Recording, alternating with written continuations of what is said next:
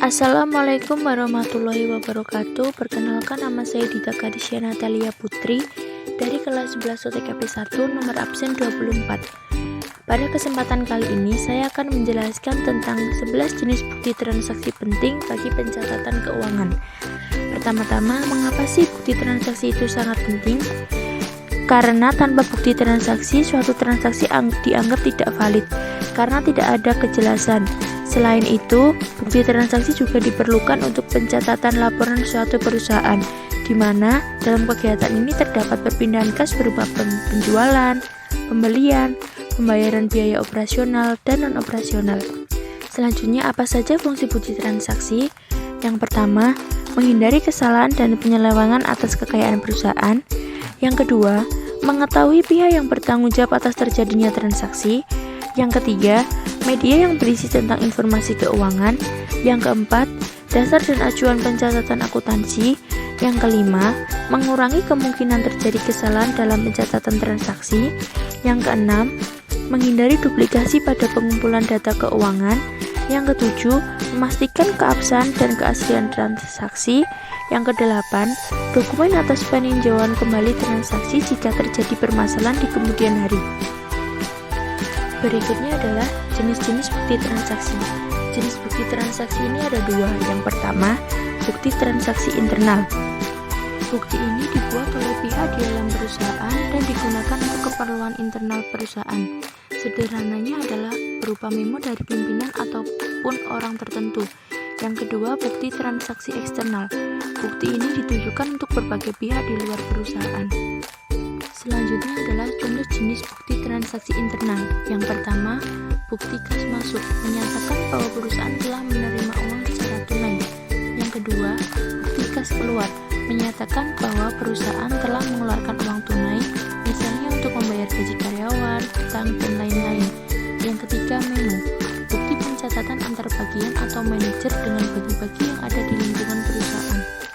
Berikutnya, contoh jenis bukti transaksi eksternal. Yang pertama, kwitansi.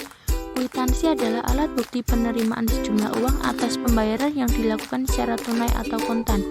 Dokumen ini biasanya dilengkapi dengan keterangan tempat, tanggal, dan alasan penyerahan sejumlah uang tersebut. Yang kedua, faktur atau invoice.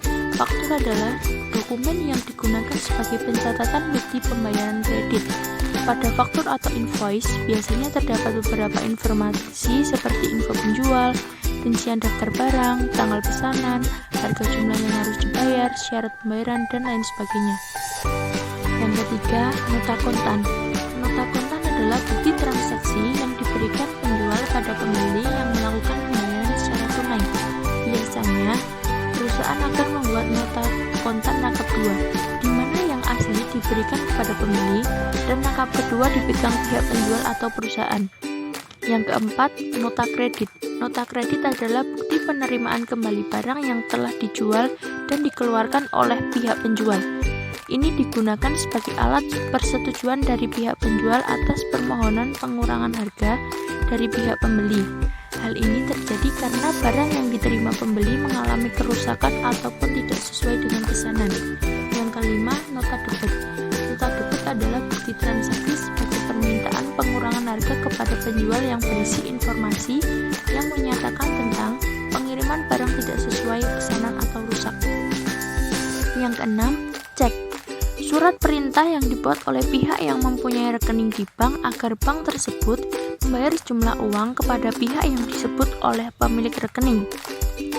Cek ditandatangani oleh pihak yang menjadi nasabah, kemudian nasabah tersebut memiliki simpanan pada bank dalam bentuk giro. Yang ketujuh, biliet giro. Surat perintah dari nasabah bank kepada bank yang bersangkutan untuk memindah bukukan sejumlah uang dari rekeningnya ke rekening penerima yang namanya disebut dalam biliet giro pada bank yang sama atau bank yang lain. Yang terakhir, rekening koran. Bukti mutasi kas di bank yang disusun oleh bank untuk para nasabahnya dan digunakan sebagai dasar penyesuaian pencatatan antara saldo kas menurut perusahaan dan saldo kas menurut bank. Selanjutnya, bagaimana sih cara menganalisis bukti transaksi akuntansi? Yang pertama, identifikasi keabsahan fisik. Langkah pertama adalah melakukan identifikasi keabsahan fisik dari dokumen tersebut. Setiap transaksi yang terjadi pasti memiliki bukti yang diterima oleh kedua pihak. Untuk bentuk buktinya sendiri, saat ini bisa dalam bentuk digital atau fisik atau cetak. Jika perlu, lakukan cek antara kedua belah pihak intern dan pihak ekstern, karena saat ini zaman sudah canggih, banyak bukti-bukti yang bisa dipalsukan oleh siapa saja. Kedua, identifikasi prosedur. Langkah yang kedua adalah mengidentifikasi prosedur transaksi yang sudah ditetapkan apakah sudah sesuai atau belum.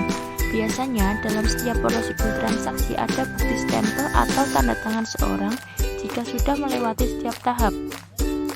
Jika tidak memenuhi prosedur yang telah ditetapkan, Anda bisa memintanya mengulangi sampai benar sesuai dengan prosedur yang telah dibuat sebelumnya.